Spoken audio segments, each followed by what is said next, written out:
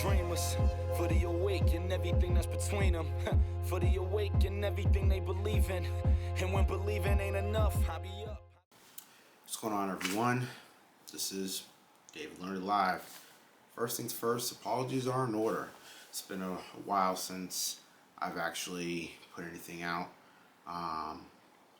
Just been going through a lot of different things and needed to try to take care of many big pieces of my life as I could. Regardless, coming back on a pretty impactful day nonetheless. February 28, 2025. And the reason why it's so impactful is because of one of the guys in that photo back there, my pop. We'll get to the general significance, but as I stated in the intro months back, one of the big reasons why I felt even compelled to start a YouTube channel is to better collect stories, better collect history of family, of life, particularly because there are a lot of things I didn't necessarily learn or hear from my dad directly. So since his passing, it's kind of led to a lot of different discoveries, and it's honestly shaken my identity. Now, with my dad, how he's known, Henry Calixte. Growing up, most of his friends honestly called him by his last name, Calix. So that's what I heard all the time, Calix. Even my mom called him Calix. And that becomes a bit impactful a little bit later in the story. His birthday that I always knew was May 13, 1963. He passed July 15, 2022. Upon him passing, that's when I discovered a lot of old docs, one of which was actually a birth certificate. And that's when I learned one of the biggest secrets that I wasn't necessarily prepared for. I knew my dad had changed his name when he immigrated from Haiti, but it was never really something that was talked about, whether it was from my mom or from my dad. Come to find out, a lot of different things with this one sheet of paper that I discovered. He was born Alex Milius, and that was a big game changer. But the other piece that was really important was the fact that his birthday is actually February 28th, 1963. That's right. Happy birthday, old man. So that's kind of where a lot of the story starts. And once I had his birth certificate, I did a little bit of searching along, and actually there's a website that helped me out tremendously because I didn't want to pay for Ancestry.com or anything along those lines, but there's a website, FamilySearch.org. It's a free site. Seems to be connected to MyHeritage, and holds a lot of information from Ancestry as well. But regardless, the cool thing about FamilySearch.org, a lot of the documents that they're able to pull are free. And that was really, really helpful for me, given the fact that the majority of the documents I needed are not in this country, but in Haiti.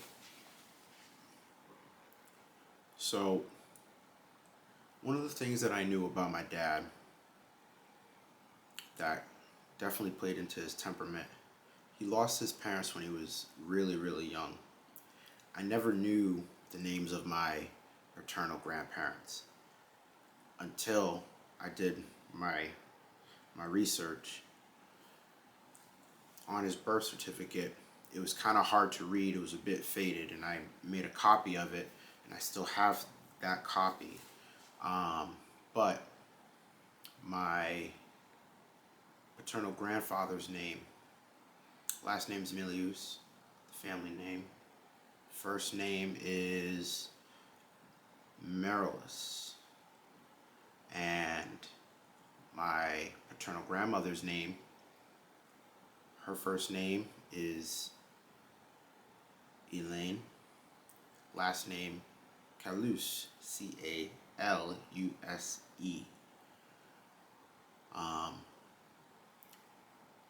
One of the things that I kind of figured out going through all of these different documents online was that my parents got married twice. Once as Alex to Raymond, and then they divorced. He changed his name, and then they got married again as Henry to Raymond. And when I brought this up to my mom, she acknowledged, yeah, no, that happened, but we didn't really get into it any further. And I mean, obviously there's a lot of shock, trauma in her own world as it pertains to, the relationship with my dad and her. So, not getting a lot of answers, I don't fault her for, really. It's just interesting to have all of this in front of my face now and learning this new truth. What's interesting is growing up, people would always be like, hey, are you related to so-and-so? Are you related to so-and-so? Are you related to so-and-so? And I acknowledged that I wasn't, because for the most part, my understanding was that my dad's family was all in Haiti. Now, tragically,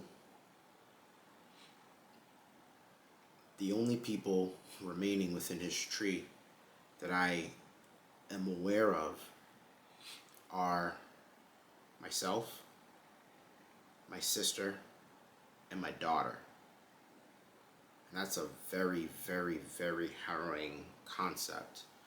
He had siblings. I had uncles and aunts, none of whom I've met, unfortunately. But they had all passed one way or another, a lot through natural disasters in Haiti.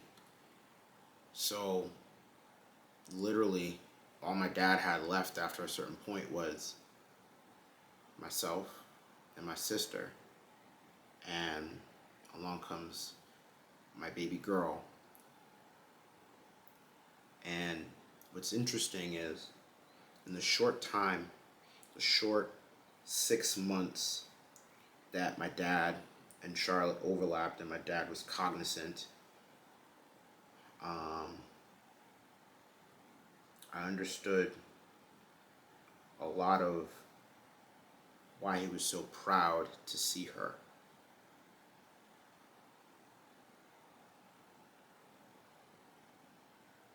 At any event, it leads to this whole concept of identity. Something that I'm honestly in the process of rebuilding. The last few months has been tearing down one piece to try to rebuild something else, shifting something, tossing something else. And it's something that, honestly, we all kind of struggle with identity. When we think of identity, we think of all the different things that we can be, whether you're male, female, non-binary, think about your job titles, whether it's police officer, staff lieutenant, pharmacist. Um, those sort of labels definitely become kind of part of who we identify as people. And so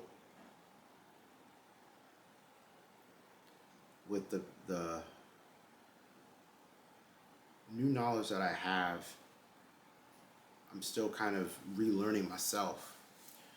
And it's been an interesting road, to say the least. But regardless, I'm still grateful that I have this information, that there's ways I can sort of access this information, learn about myself, and appreciate certain things in a whole new way.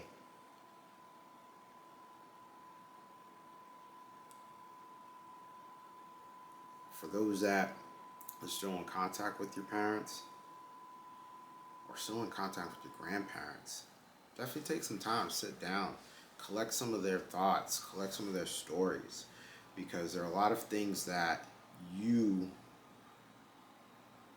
will get a better appreciation of within yourself.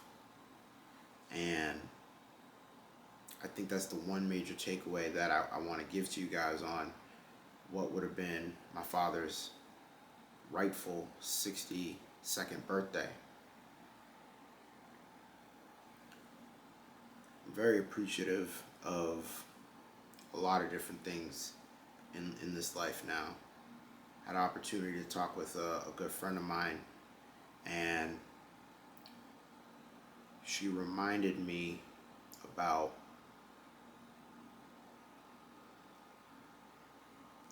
separating myself from all of these different things that are bogging me down, all these different concepts of who I am, who I was, or whatever. And I think part of that journey for me starts with looking at the past to understand my present. And, that's something I'm really, really grateful for. Regardless, the next coming weeks, I'm going to have certain things coming out. I had a part 2 of our leadership series based off of Think and Grow Rich, something I have been sitting on for a while. That's one thing that will be coming out soon. And there's some other different goodies that I'm still doing some necessary research on, but I wanted to get back in the swing of things and,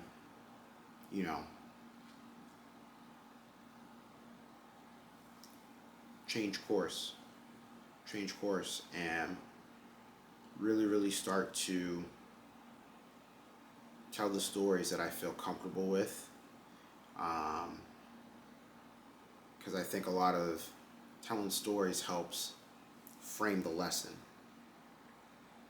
Lesson for today is to not get so bogged down in the labels that society throws at you, and to also appreciate your elders, because there's a lot of wisdom that we sometimes lose in our hustle and bustle, quickly typing into Google to try to find the quick answer that some of our elders have always known.